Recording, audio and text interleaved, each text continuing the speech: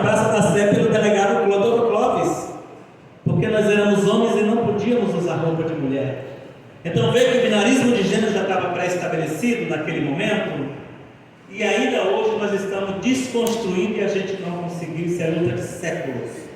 Mas eu quero reiterar que os coletivos são importantes, porque em 96, quando eu vou para o Rio de Janeiro e integro o cenário nacional, eu volto com uma inquietação de dizer exatamente que eu não queria mais ficar quieta na minha casa, nos meus trabalhos, nessa função mais voluntária que o GGB havia me dado, e eu queria pelo menos começar a trazer pessoas para fazermos uma revolução no Brasil.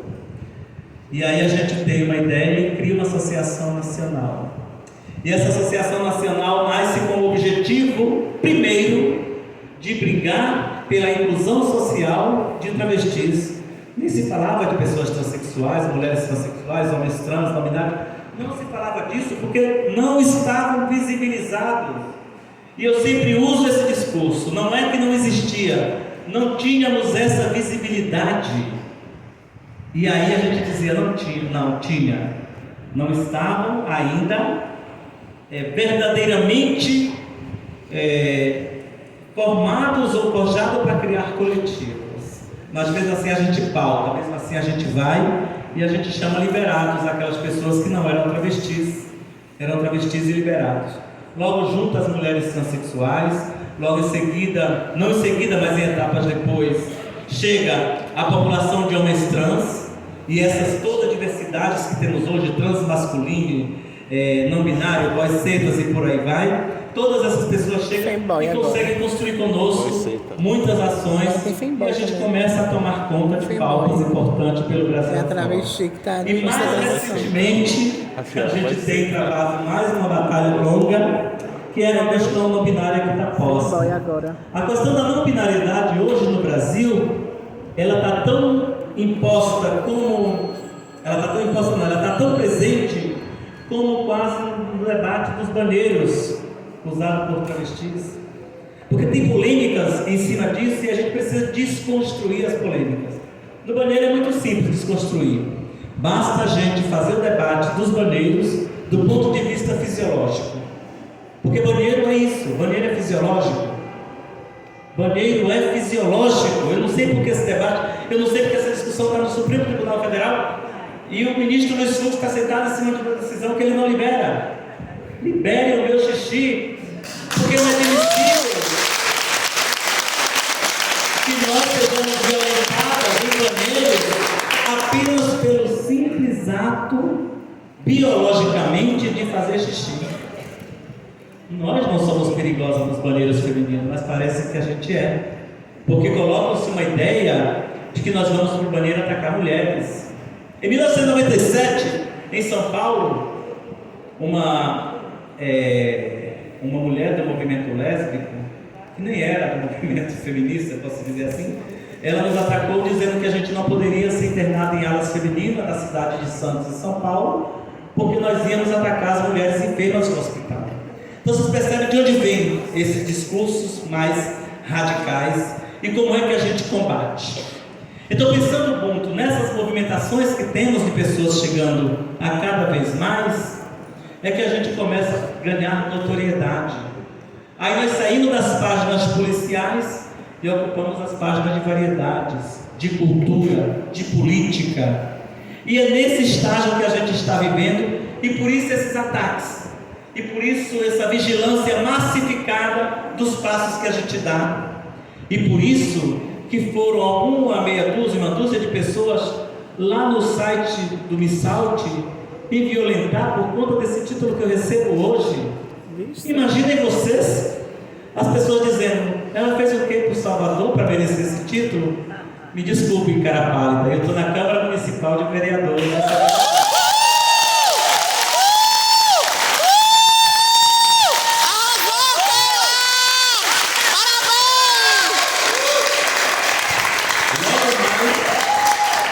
Logo mais eu vou para o Rio de Janeiro, para a Universidade do Estado do Rio de Janeiro, receber o título de doutor honoris causa.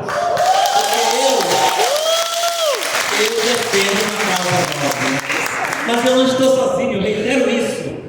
Nem o título de hoje, nem o do Rio de Janeiro é meu sozinho.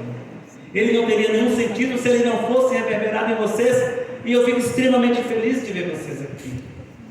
Eu fui a primeira e eu queria ter sido a última.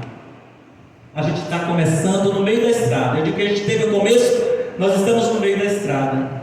Eu fui a primeira travesti a presidir o conselho, eu fui a primeira travesti a receber das mãos da presidenta Dilma uma menção de relevante serviço prestado pela comunidade LGBT, mas eu não queria ser a primeira, eu queria ser a última.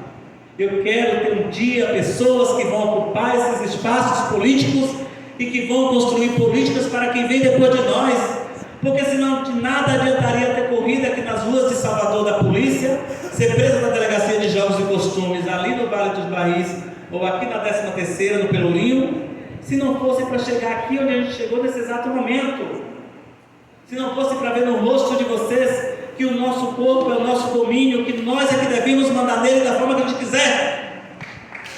E nós precisamos dizer ainda hoje para essa população.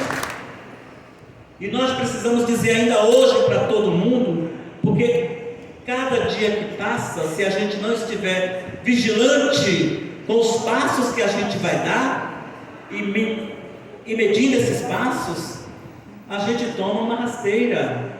A gente vive num momento político bem interessante do Brasil. A gente acaba de sair de 4 anos de trevas e a gente entra num processo muito mais democrático.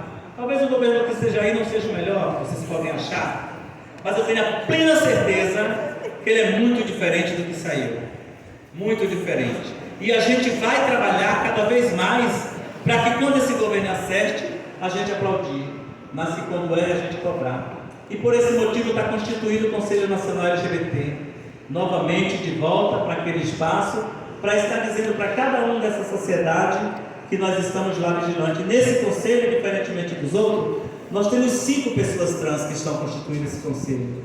Tem pela primeira vez a representação de um homem trans, que nós não tínhamos até então. E eu disse na primeira reunião que lá estava, eu só vou ficar contente quando nós tivermos todas as letras do alfabeto representadas aqui dentro desse conselho, porque a gente precisa acompanhar os acontecimentos que tem aí e as identidades precisam ser visibilizadas. A mim não me importa a forma como você se identifica, a mim importa como você tem que me respeitar e eu quero que você me respeite. Portanto, eu acho que todas as identidades devem ser saudáveis, devem ser visibilizadas. E aí eu quero dizer um pouco, já caminhando para o meu encerramento, pessoas, que durante todo esse processo, a gente tem que pensar que nós temos o que a gente chama de cis-aliados, que estão nos espaços de decisão, que muitas vezes a gente pode não concordar, mas que pelo menos a gente tem.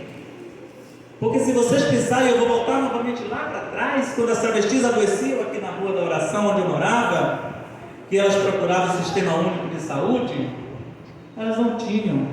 Foi preciso a doutora Cacilda, Luiz Motti sabe muito bem disso, Marcelo Cerqueira, que aqui está também, fazer o primeiro atendimento para travestis que viviam no Pelourinho. E se a gente não tiver essa compreensão de que essas pessoas que estão aí são bem importantes também nesse processo nosso de caminhada, nesse processo de construção, a gente não vai viver no mundo pleno. Porque vocês podem até pensar, e muita gente pensa, que queria que a gente tivesse um mundo completamente de pessoas trans. Eu tenho divergência desse pensamento. Eu quero viver num mundo inclusivo. Eu quero que as pessoas trans estejam ocupando espaços de poder cada vez mais. Mas senão a gente não vence a cis-heteronormatividade. Porque se a gente se isola numa bolha, a cis-heteronormatividade é o que ela quer, então a gente tem que incomodar. Eu dizia agora para ali, um pouco antes de sentar aqui, o cara veio me perguntar desses ataques, eu disse, mas eu quero incomodar mesmo. Eu não vim desse mundo para ficar tranquilo, eu quero incomodar. Eu sempre reivindiquei que eu quero que as pessoas me identifiquem como um atentado violento ao pudor. Eu quero muito que as pessoas me vejam como isso. Porque senão é muito comum. E eu odiaria, eu vou responder novamente lá para os reis do site, eu odiaria que vocês me entendessem como mulher. Eu não sou mulher. Não sou mulher. Eu sou travesti. Eu sou travesti. Nós estamos mulher.